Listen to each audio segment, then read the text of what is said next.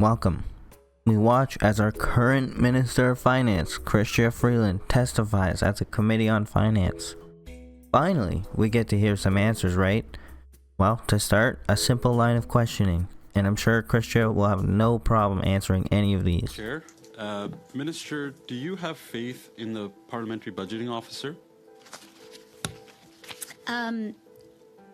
Certainly, and I also have faith in the Calgary business community. I was in Calgary just 6 days ago, and I met with representatives of the oil and gas sector and of the renewable sector, and they told me specifically, get Bill C-59 passed now, we need those tax credits. I know you're an MP from Calgary, so I thought you'd like to know that. Minister, do you believe in his economic and fiscal analysis of the impact of your carbon tax?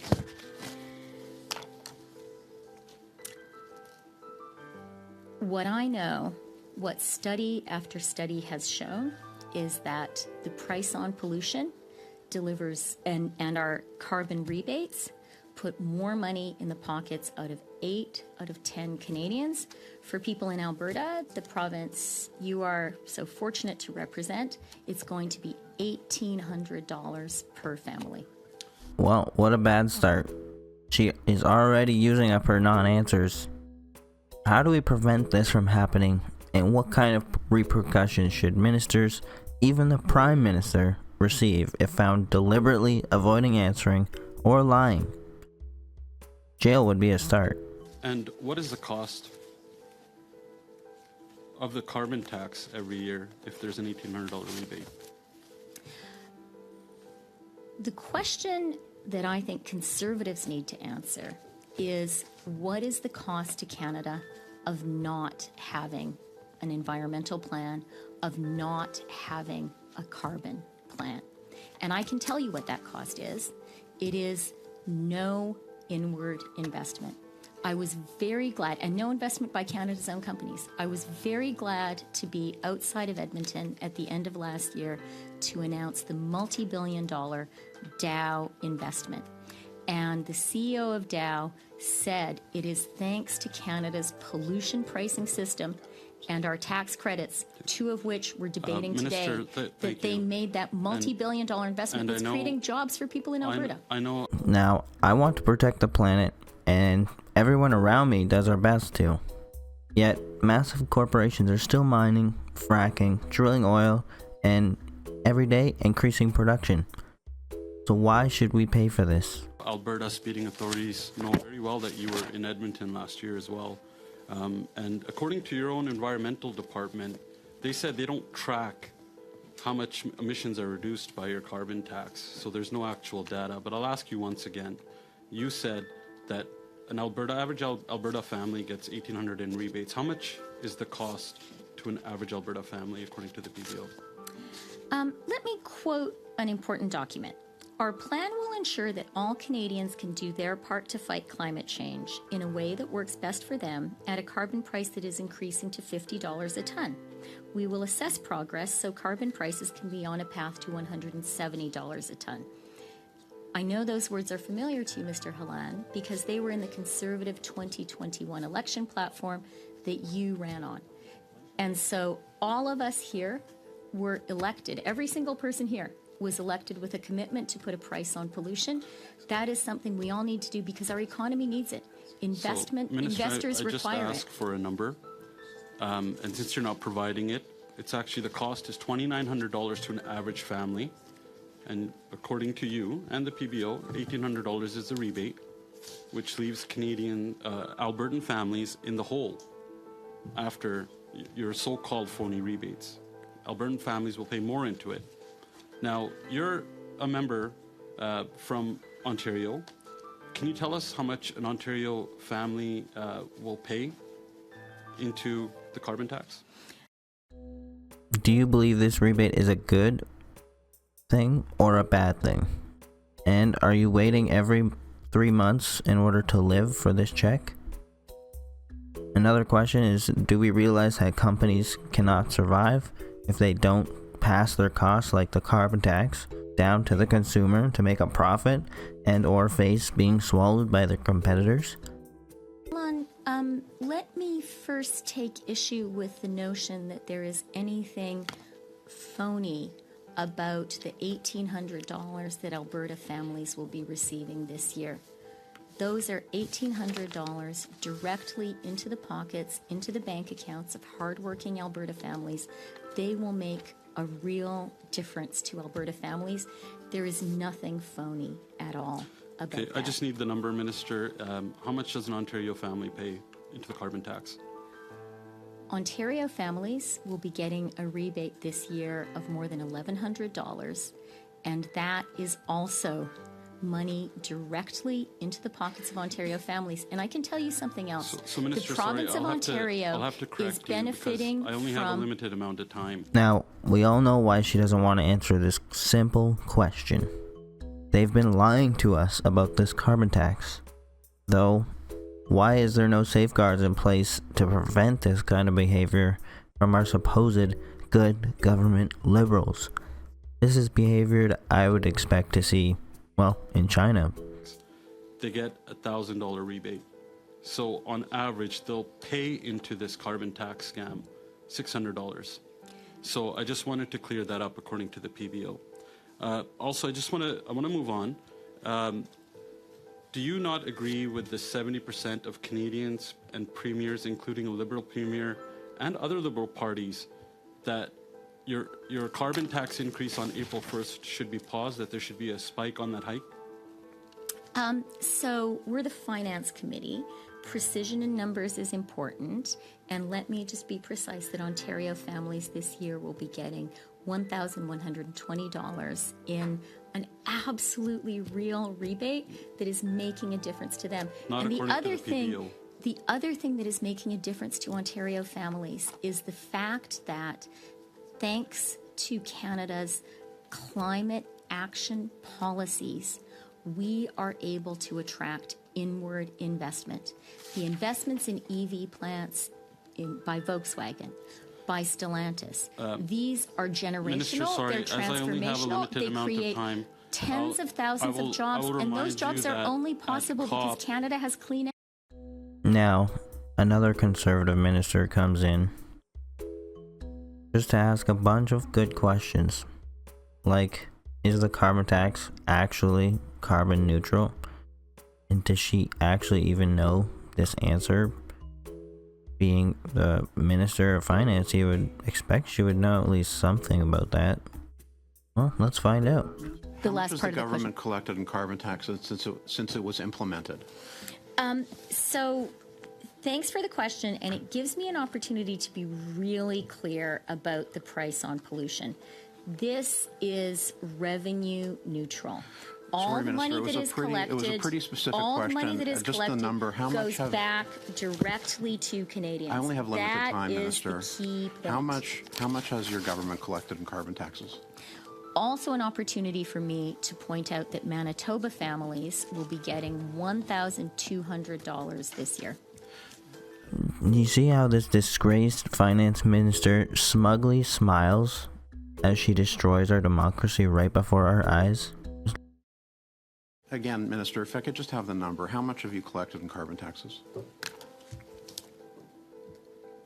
The key point, which Conservatives consistently are trying to keep from Canadians, is that the price on pollution is completely Again, revenue neutral. Minister, it's a the very money straightforward does question. not go Canadians in. want the answer The to. money What is- does not go into general I just have revenues. limited It is time. I'm sorry, returned Minister. to Canadians. What is the dollar value of all carbon taxes collected since the tax was implemented? The key point is that is money in the pockets of Canadians. For Manitoba families this year, it's going to be $1,200.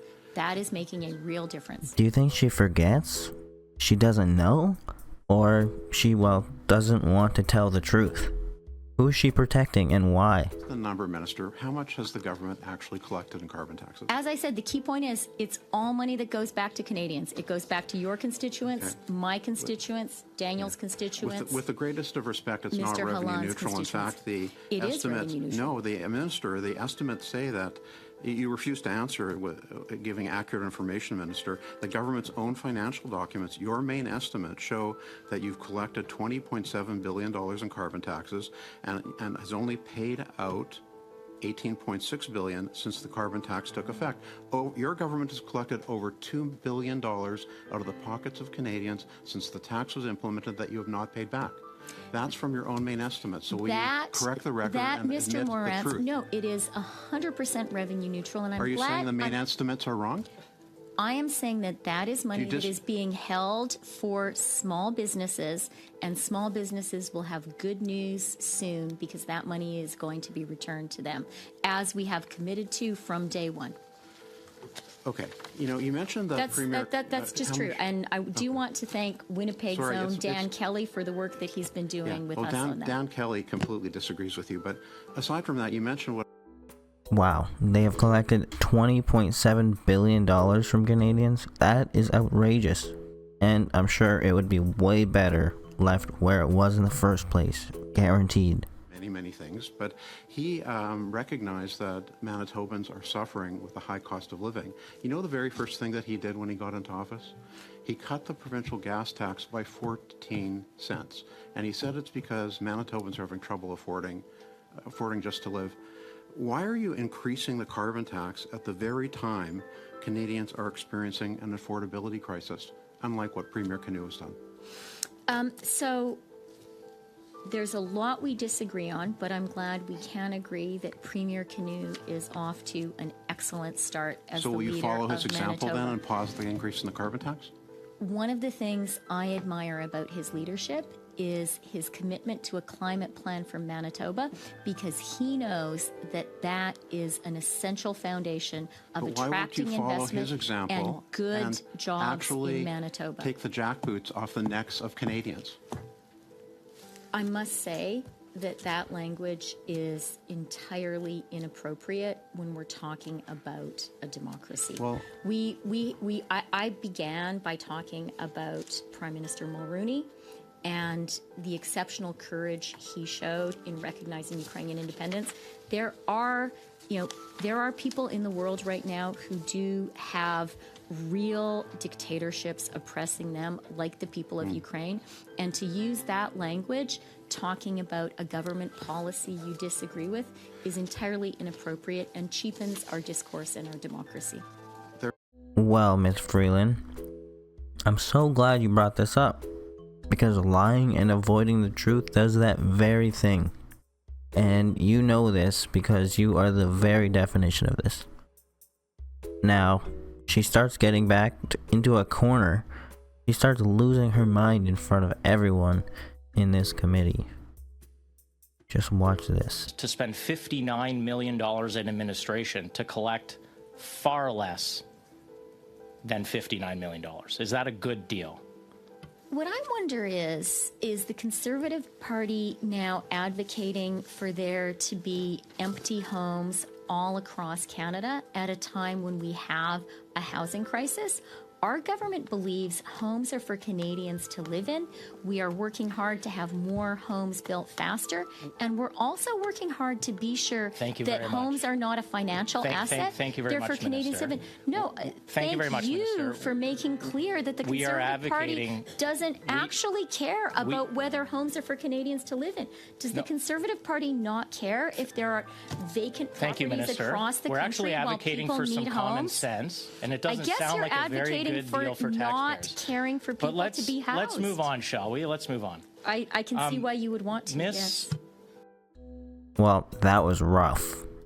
She literally lost her mind after being asked a question made for, well, a Minister of Finance to answer, which she is, but she doesn't seem to know anything about finance at all. Andre Lees-Mathot was appointed to the Infrastructure Bank by yourself in December 2022. You're well aware of the governance issues at SDTC, on which she was a board member. Just late last year, Ms. Mathot admitted that she was on the board and present when money was approved to go to 4 companies in which she held a financial interest. I'm just curious, why is this the kind of ethical standard that you expect your board members that you appoint? And have you asked her for clarification or to maybe resign her position from the Infrastructure Bank?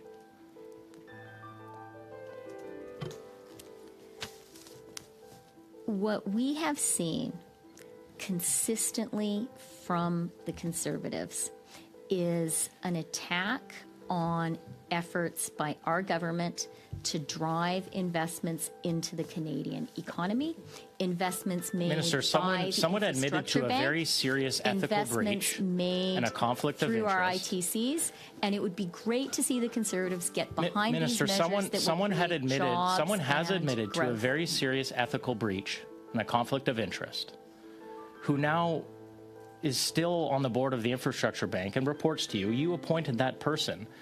Do you still have confidence in her to perform her duties well?